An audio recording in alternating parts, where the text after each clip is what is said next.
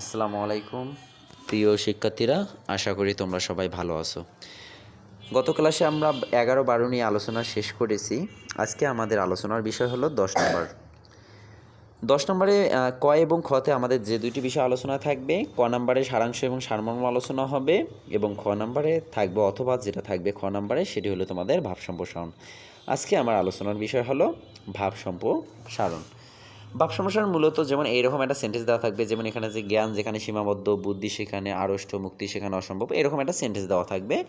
এই সেন্টেন্সটাকে আমাকে বিশ্লেষণ করে কি লিখতে হবে। ফর এক্সাম্পল, ভাব সম্প্রসারণ আমি এখন নিয়ম দেখাচ্ছি তোমাদের।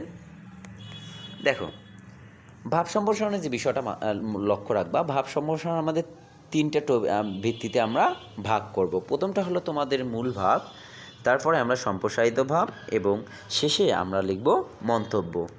মূল ভাবে যে বিষয়টা আলোচনা করা হবে সেটি হলো তোমার যে উপরে যে বাক্যটা দেওয়া থাকবে, এই বাক্যটার মানেটা কী, অর্থাৎ অর্থটা কী, সেটাকে তুমি খণ্ডন করে এখানে দেখাবে। অর্থাৎ এই বাক্যটার উত্তরটা কী, সেই উত্তরটা মূল ভাব হিসাবে তুমি ব্যবহৃত করবা। তারপর সম্প্রসারিত ভাব হলো এই যে তোমার যে বাক্যটা দেওয়া আছে এটা পুরাই বিশ্লেষণ করে তুমি যতগুলাই লিখবা না কেন সেটা হলো তোমার সম্প্রসারিত ভাব। এবং লাস্টে যেটা বিষয় লক্ষ্য রাখবা সেটা হলো মন্তব্য। মন্তব্যটা হলো মূল ভাবের মতোই আর কি, মূল ভাবকে ফলো করবে মন্তব্যটা। এবং মন্তব্যের যে বিষয়টা লিখবা, আগে যেমন মূল ভাবে যেটা লিখছিলা যে এখানে যে লাইনটা দেওয়া থাকবে সেই লাইনের মানেটা কী, অর্থাৎ সেই মানেটা আমি মূলভাবে লিখলাম। কিন্তু মন্তব্যতে তুমি এই বিষয়টা লক্ষ্য রাখবা যে সম্প্রসারিত ভার্বে যে বিষয়টা যতগুলো তুমি বিশ্লেষণ করে লিখছো, এই কথাগুলো তুমি শর্টকাটে, অর্থাৎ তুমি তোমার মতো করে কেমনে মন্তব্যটা সাজাবা সেটা অর্থাৎ বলবা যে এতক্ষণ থেকে যে আমি এই কথাগুলো লিখলাম এতক্ষণ, এই কথাগুলোর আসলে সারমর্মটা কী, সেটাই যাবে তোমার মন্তব্যই। তাহলে দেখো, ফর এক্সাম্পল দেখো যে স্বদেশের উপকার নাই যার মনে, কে বলে মানুষ তারে পশু সেই জনে, এরকম মনে করে যে একটা সেন্টেন্স দেওয়া থাকলো, এই সেন্টেন্সটাকে বললো যে ভাব সম্প্রসারণ করো। তো প্রথমে এই সেন্টেন্সটা তুমি মানেটা দেওয়ার চেষ্টা করবা। যেমন এখানে মূলভাব আমি দিছি, ঠিক এইভাবে লিখবা, মূলভাবের নিচ থেকে লেখা শুরু করবা, কখনোই মূলভাবের কোলনের পর থেকে লিখবা না, মূলভাব দিবা, নিচে এইভাবে লিখবা। যে মনে করো এই কথাটা আমি লিখছি, স্বদেশের প্রিয় মানচিত্র, দেশের গান, জাতীয় সঙ্গীত আমাদের গৌরবোজ্জ্বল ঠিকানা এবং সজীবনী সুধা, মানুষ মায়ের মতোই জন্মভূমিকে ভালোবাসে, প্রতিটি সুনাগরিকের কাছে মাতৃভূমি শান্তি ও সুখের নীড়। তো এটা কি বললাম, আমাদের যে এখানে বাক্যটা দেওয়া ছিল এই বাক্যটা জাস্ট উত্তরটা এইভাবে আমি সাজাই লিখলাম। মূল ভাব হলো একটা ভাব সম্প্রসারণের সবচেয়ে মূল বিষয়, কারণ এই টিচার যদি কখনো তোমার মূল ভাব পড়তে চায় তখন মানে ভাব সম্প্রসারণটা পড়তে চায় তখন কিন্তু শুধু মূল ভাবটার প্রতি বেশি ফোকাস দিবে। তো এটার প্রতি তুমি একটু মনোযোগ রাখবা তোমরা। তো তারপর কি করবা, সম্প্রসারিত ভাব। সম্প্রসারিত ভাব কী করবা, পুরো যে এই যে তুমি যে বাক্যটা দেওয়া থাকবে এই বাক্যটার সম্প্রসারিত ভাবটা পুরোটাই বিশ্লেষণ করে লিখবা। যেমন এখানে আমি এই বাক্যটা বিশ্লেষণ করছি, মানুষের হাসি কান্না, প্রেম, আনন্দ, খ্যাত ও গৌরবের সব কিছু তার জন্মভূমিকে ঘিরেই আবর্তিত। স্বদেশ সদাতির হিত সাধনা যার নেই সে পশু সমতুল্য। দেশপ্রেম মানব জীবনে একটি মহৎ গুণ, দেশ ও জাতির সেবায় নিজেকে উৎসর্গ করার মাধ্যমে নাগরিকের জীবনে সার্থকতা নিহিত। একজন লোক অর্থ সম্পদ লোকবল প্রচুর থাকতে পারে, কিন্তু এগুলো দিয়ে তার মহত্বের পরিচয় মেলে না। মহত্বের পরিচয় পেতে হলে দরকার হলো স্বদেশের উপকারিতা করার ইচ্ছা কার কতটুকু আছে। ব্যক্তির মধ্যে স্বদেশপ্রেম বা স্বদেশের উপকার করার ইচ্ছা থাকলে সে প্রকৃত মানুষ রূপে পরিগণিত হয়। মানুষ হিসেবে জন্মগ্রহণ করলেই একজন মানুষ প্রকৃত মানুষ হয় না। তার ভিতর যদি মানুষত্ব বা মহত্বের গুণাবলী না থাকে তবে সে নামেই মানুষ, প্রকৃত অর্থে মানুষ নয়। তখন তাকে একটি পশুর সাথে তুলনা করা যায়, কেননা পশু জন্মগ্রহণ করে, খাদ্য খায়, বংশবৃদ্ধি করে এবং পরিশেষে মারা যায়। মানুষ ও পশুর মধ্যে তাহলে পার্থক্য থাকলো কই? পশুর মধ্যে কোনো মহৎ গুণাবলী নেই, তাই মানুষের মধ্যে কিন্তু ওটা আছে। আর এই মহৎ গুণাবলীর জন্যই সর্বাধিক গুরুত্বপূর্ণ হলো স্বদেশপ্রেম। শিক্ষা দীক্ষা সংস্কৃতি উন্নয়নে অবদান রাখা। আর যারা এসব করতে ব্যর্থ হয় তারা মানুষ রূপে পশু।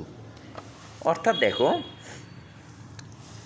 এখানে তোমার একটা জিনিস মনে রাখবা যে এখানে আমরা যে বিশ্লেষণটা করলাম, এখন আমি মন্তব্যতে আসবো। মন্তব্যটা কি, এই এতগুলো যে কথাগুলো আমি বিশ্লেষণে লিখলাম ভাব সম্প্রসারণে সম্প্রসারিত ভার্বে, সেই কথাটার কি আমি মন্তব্যটা কি আমার মতো করে মন্তব্যটা সাজাবো। অর্থাৎ মূল ভাবটা হবে তোমার এই লাইনের উপর ভিত্তি করে উত্তরটার মতো এই লাইনের উত্তরটা কি, আর মন্তব্যটা হবে আমার মতো করে, যে আমি এতক্ষণ থেকে কী বুঝাইলাম সেই কথাটা আমার মতো করে বিশ্লেষণ করে বলবো। যেমন এখানে দেখো যে মূলত স্বদেশ ও জাতিগত সেবায় নিজেকে উৎসর্গ করার মধ্য দিয়ে জীবনের সার্থকতা নিহিত, যিনি দেশের কল্যাণে আত্ম উৎসর্গ করেন তিনি প্রকৃত মানুষ।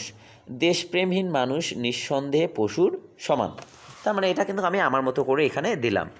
তো আমার যে বিষয়গুলো মনে রাখা দরকার, যে স্বদেশপ্রেম এইরকম যদি কোনো একটা সেন্টেন্স দেওয়া থাকে বা বাক্য দেওয়া থাকে ভাব সম্প্রসারণে, ওই বাক্যটাকে মূল ভাব যেটা খণ্ডন আমি করব সেটাই বাক্যটার উত্তরটা কী হতে পারে, সম্ভাব্য উত্তর আমি এখানে লিখব।